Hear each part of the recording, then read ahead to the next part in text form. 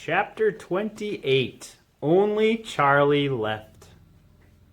"Which room shall it be next?" said Mr. Wonka as he turned away and darted into the elevator. "Come on, hurry up! We must get going. And how many children are left now?" Little Charlie looked at Grandpa Joe, and Grandpa Joe looked back at little Charlie. "But Mr. Wonka," Grandpa Joe called after him, "there's only Charlie left now." Mr. Wonka swung round and stared at Charlie. There was a silence. Charlie stood there holding tightly onto Grandpa Joe's hand. "You mean you're the only one left?" Mr. Wonka said, pretending to be surprised. "Why, yes," whispered Charlie, "yes."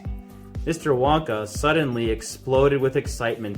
"But my dear boy," he cried out, "that means you've won!" He rushed out of the elevator and started shaking Charlie's hand so furiously it nearly came off.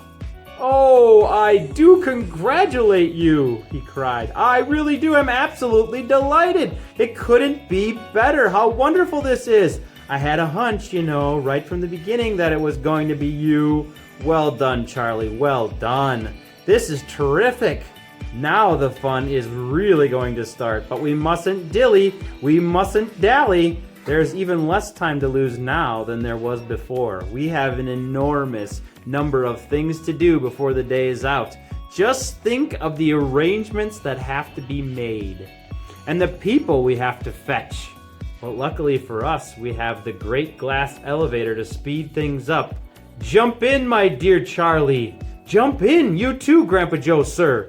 No, after you. That's the way. Now then, this time I shall choose the button we're going to press."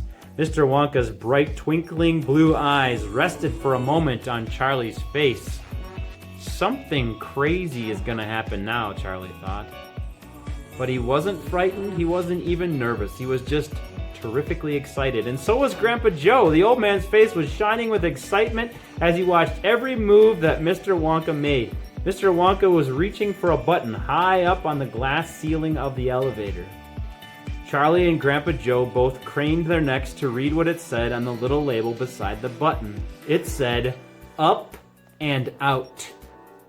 Up and out, thought Charlie. What sort of a room is that? Mr. Wonka pressed the button. The glass doors closed. "Hold on," cried Mr. Wonka. Then, wham! The elevator shot straight up like a rocket. "Yippee!" shouted Grandpa Joe. Charlie was clinging to Grandpa Joe's legs, and Mr. Wonka was holding onto a strap from the ceiling, and up they went. Up, straight up this time, with no twisting or turning.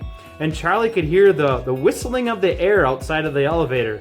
It went faster and faster. "Yippee!" shouted Grandpa Joe again. "Yippee! Here we go!" "Faster!" cried Mr. Wonka, banging the wall of the elevator with his hand. "Faster! Faster! If we don't go any faster than this, we shall never get through!" "Through what?" shouted Grandpa Joe. "What have we got to get through?" "Aha!" cried Mr. Wonka. "You wait and see. I've been longing to press this button for years, but I've never done it until now. I was tempted many times. Oh, yes, I was tempted, but I couldn't bear the thought of making a great big hole in the roof of the factory. Here we go, boys, up and out." "But you don't mean," shouted Grandpa Joe, "you don't really mean that this elevator—" "Oh, yes, I do," answered Mr. Wonka. "You wait and see. Up and out." But it's made of glass," shouted Grandpa Joe. "It'll break into a million pieces." "I suppose it might," said Mr. Wonka, cheerful as ever, "but it's pretty thick glass all the same." The elevator rushed on, going up and up and up, faster and faster and faster, and then suddenly, crash! The most tremendous noise of splintering wood and broken tiles came from directly above their heads. And Grandpa Joe shouted, "Help! It's the end! We're done for!" And Mr. Wonka said, "No, we're not. We're through. We're out." Sure enough, the elevator had shot right up through the roof of the factory and was now rising into the sky like a rocket. And the sunshine was pouring in through the glass roof. In 5 seconds, they were 1,000 feet up in the sky. "The elevator's gone mad!" shouted Grandpa Joe.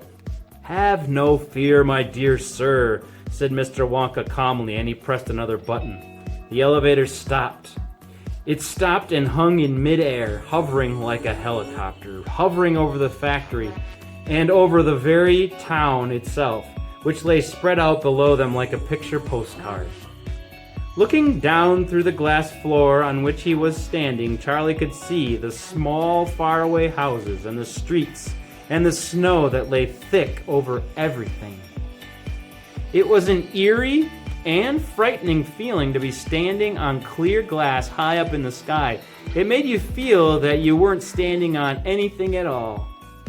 "Are we all right?" cried Grandpa Joe. "How does this thing stay up?" "Candy power," said Mr. Wonka. 1,000,000 candy power. "Oh, look," he cried, pointing down. "There go the other children. They're returning home."